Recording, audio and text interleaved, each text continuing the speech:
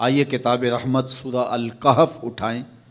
اللہ تعالیٰ نے ایک واقعہ بیان کیا ہے حضرت موسیٰ اور حضرت خضر علیہ السلام کا، کہ حضرت موسیٰ علیہ السلام عزم مصمم کر کے جب چلے تو اللہ فرماتا ہے کہ ہم نے حضرت موسیٰ علیہ السلام کو جس بندے کی نشانی بتائی تھی وہ بندہ ان کو وہاں مل گیا۔ سفید چادر اوڑھے حضرت خضر علیہ السلام وہاں لیٹے ہوئے تھے، تو یہ جا کے ان کے پاس کھڑے ہو گئے کہ حضرت میں آپ کی خدمت میں اس لیے آیا ہوں کہ اللہ نے آپ کو جو خصوصی علم عطا کیے ہیں میں ان کو سیکھنے کی غرض سے آپ کی چوکھٹ پہ آیا ہوں۔ کہا تم میرے ساتھ صبر نہیں کر پاؤ گے، معاملے مشکل ہیں، سفر دشوار ہے، منزل کٹھن ہے، اور میرے معاملات ایسے ہیں کہ تم اعتراض کرو گے اس کے بغیر تم رہ نہیں سکتے۔ حضرت موسیٰ علیہ السلام نے کہا اگر اللہ نے چاہا تو آپ دیکھیں گے میں صبر کروں گا اور آپ کے کسی حکم کی کسی کام کی میں نافرمانی نہیں کروں گا، کسی کام کا انکار نہیں کروں گا۔ کہا کہ اچھا شرط یہ ہے کہ جو میں کروں اس پر تم اعتراض نہیں کرو گے، سوال نہیں کرو گے، یہاں تک کہ میں خود ہی نہ بتاؤں۔ تو کہا کہ یہ شرط ٹھہری، میں کوئی بات نہیں کروں گا۔ فانطلقا، دونوں چل پڑے، دریا کے پار جانا تھا۔ جو کشتی کا مالک تھا، کشتی بان تھا، وہ حضرت خضر علیہ السلام کو جانتا تھا تو اس نے کرایہ بھی نہیں لیا، لیکن جب کشتی پر سوار ہوئے تو عصا مار کے حضرت خضر علیہ السلام نے کشتی کا ایک پھٹا توڑ دیا۔ تو بے ساختہ حضرت موسیٰ علیہ السلام نے کہا آپ نے پھٹا توڑ دیا، یہ سارے ڈوب جائے؟ کہا میں نے کہا تھا نا تم میرے کاموں پہ صبر نہیں کر پاؤ گے۔ تو حضرت موسیٰ کو یاد آیا، کہا میں بھول گیا تھا، اس پر مواخذہ نہ کیجیے۔ پھر دونوں چل پڑے، بچے کھیل رہے تھے، ایک خوبصورت لڑکا وہ بھی بچوں میں کھیل رہا تھا۔ حضرت خضر آگے بڑھے اور اس کی گردن مروڑ دی، اس کو قتل کر دیا۔ صاحب شریعت تھے حضرت موسیٰ علیہ السلام، نہ رہ سکے، پھر بول پڑے ایک جان کو بغیر کسی جان کے بدلے میں قتل کر دیا، اس نے گوایا کیا تھا ہمارا؟ آپ نے بہت ہی جو ہے وہ غلط کام کیا، یہ کام اچھا نہیں کیا آپ نے۔ کہا میں نے کہا نہیں تھا کہ تم میرے ساتھ صبر نہیں کر پاؤ گے۔ کہا ایک موقع اور دے دیجئے، اب اگر میں نے کوئی اعتراض اٹھایا تو پھر دوبارہ مجھے آپ اپنی صحبت میں نہ رکھیے، عذر تمام ہو جائے گا۔ پھر دونوں چل پڑے، یہاں تک کہ ایک بستی میں دونوں آئے تو آپ نے بستی والوں سے کہا کہ ہم مہمان ہیں، آپ ہماری مہمان نوازی کیجیے، کھانا کھلائیے۔ تو انہوں نے انکار کر دیا، کہا کہ ہم تو آپ کو بلایا نہیں ہے، آپ خود آئے ہیں، آپ اپنے کھانے کا خود انتظام کیجیے۔ گزر رہے تھے گلی سے تو ایک دیوار گرنا چاہ رہی تھی، تو جلدی سے اس دیوار کو مرمت کر دیا۔ کہا حضرت ہم اگر چاہتے تو اس پہ اجر لے سکتے تھے، انہوں نے ہمیں کھانا تک نہیں دیا اور ہم ان کی دیواریں سیدھی کر رہے ہیں۔ کہا اب تمہاری میری جدائی ہو گئی، تم نے یہ بھی اعتراض کر دیا۔ تو انہیں یاد آیا کہ وہ یہ بھی اعتراض ہو گیا۔ اب میں تمہیں بتاتا ہوں کہ یہ 3 کام میں نے کیوں کیے۔ اللہ اکبر۔ اب سنیے، قرآن ہمیں بتاتا ہے کہ ظاہری علم بھی ہوتا ہے لیکن کوئی باطنی علم بھی ہوتا ہے۔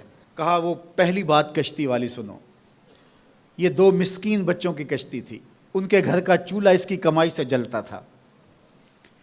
دریا کنارے کنارے ایک ظالم بادشاہ رہا تھا جو لوگوں کی کشتیاں چھین رہا تھا، ہم نے تھوڑا سا عیب لگا دیا، وہ ٹوٹی کشتی چھوڑ کے چلا گیا۔ اب وہ تھوڑے سے پیسے لگا کے کشتی مرمت کرا لیں گے، گھر کا چولہا جلتا رہے گا، بتاؤ اچھا کیا یا برا کیا؟ کہا رہی بات اس بچے کی جس کو ہم نے قتل کیا، اس کے ماں باپ مومن تھے، نیک تھے، صالح تھے، بچے نے بڑا ہو کے بہت برا ہونا تھا، ہم نے اس کو قتل کر دیا، اللہ اس کے بدلے ان کو بہتر اولاد دے گا۔ علماء تفسیر نے لکھا ہے اس بچے کے بدلے میں اللہ نے ان والدین کو ایک بیٹی عطا کی جس کی نسل سے 70 نبی پیدا ہوئے۔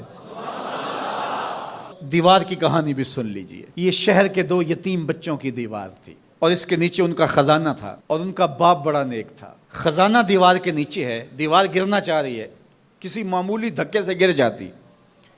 2 ہی صورتیں تھیں، یا وہ بچے خود اپنا خزانہ اٹھا لیتے یا لوگ اٹھا کے لے جاتے۔ لوگ اٹھا کے لے جاتے پھر بھی ہاتھ میں کچھ نہ آیا، اور اگر وہ خود اٹھا لیتے تو بچے ہیں، بچپنے کی وجہ سے وہ اس کو اڑا دیتے۔ تو ہم نے اس کے اوپر دیوار کھڑی کر دی، جب تک وہ اس قابل نہیں ہو جاتے کہ یہ خزانہ نکال کے اس کو صحیح مصرف پہ لگا سکیں، اتنی دیر تک دیوار گرے گی نہیں۔ اللہ اکبر۔ وہ کسی وجہ سے دیوار قائم رہے گی، اور جب وہ اس عمر کو پہنچ جائیں گے جس عمر میں وہ اس خزانے کو سنبھال سکیں گے تو پھر دیوار خود بخود گر جائے گی اور یہ خزانہ نکال کر کے اپنے کام پہ لے آئیں گے۔ میں جب پہلی مرتبہ اس کو جو ہے وہ غور کے ساتھ تلاوت کیا تو مجھے یہ لگا کہ اس کا انطباق پاکستان کے حالات پہ بھی ہو سکتا ہے، اس لیے کہ یہ بھی یتیموں کا سرمایہ ہے۔ کتنے یتیم روتے بلکتے رہ گئے اور ان کے سر سے جو ہے وہ سائے اٹھ گئے اس وطن کے لیے، لیکن میرے مالک نے اس ملک کے خزانوں پر گہرے پہاڑ اور بڑی بڑی دیواریں کھڑی کر دی ہیں۔ جب تک یہ قوم بلوغت تک نہیں پہنچے گی اتنی دیر تک وہ خزانے ظاہر نہیں ہوں گے، اور جب یہ قوم اپنی بلوغت تک پہنچے گی، شعوری بلوغت، فکری بلوغت، علمی بلوغت، اور رب سے جو وعدہ کیا تھا پاکستان کا مطلب کیا، لا الہ الا اللہ، جب اس بلوغت تک یہ پہنچ جائے گی، اس وعدے کی تکمیل ہوگی، پھر رب دیوار ہٹا دے گا اور پاکستان کو اللہ اتنے خزانے دے گا اور پاکستان ایسا مالا مال ہوگا دنیا دیکھنے آئے گی انشاءاللہ۔ اس لیے رب نے دیواریں بنا کے رکھی۔ تمہارا باپ معین الدین چشتی بڑا نیک تھا، تمہارا باپ داتا گنج بخش علی حجویری بڑا نیک تھا، تمہارا باپ حضرت مجدد الف ثانی بڑا نیک تھا، ان کی وجہ سے میں دیواریں کھڑی کر رہا ہوں اور مضبوط حصار لگا رہا ہوں تمہارے خزانوں پر، اور وہ وقت آئے گا جب تم بلوغت کی عمر کو پہنچو گے دیواریں ہٹ جائے گی اور تمہارا وطن زمانے پہ مہکتے پھول کی طرح اور چمکتے ستاروں کی طرح اور روشن آفتاب کی طرح چمکتا اور مہکتا دکھائی دے گا، اور زمانہ پاکستان دیکھنے آئے گا، پاکستان دنیا کی قیادت کرے گا انشاءاللہ۔ تو کہا یہ تعویل ہے ان باتوں کی جو باتیں میرے رب نے مجھے بتائی، اور یہ میں نے اپنی مرضی سے نہیں کہیں، اور جو میں نے کیا اپنی مرضی سے نہیں کیا۔ تو یہ باطنی باتیں ہیں، شاید یہ باطنی باتوں کے جوش میں یہ بات بھی میں کر گیا۔ وہ کیا کسی نے کہا تھا کہ بھری محفل میں ایک راز کی بات کہہ دی، بڑا بے ادب ہوں سزا چاہتا ہوں۔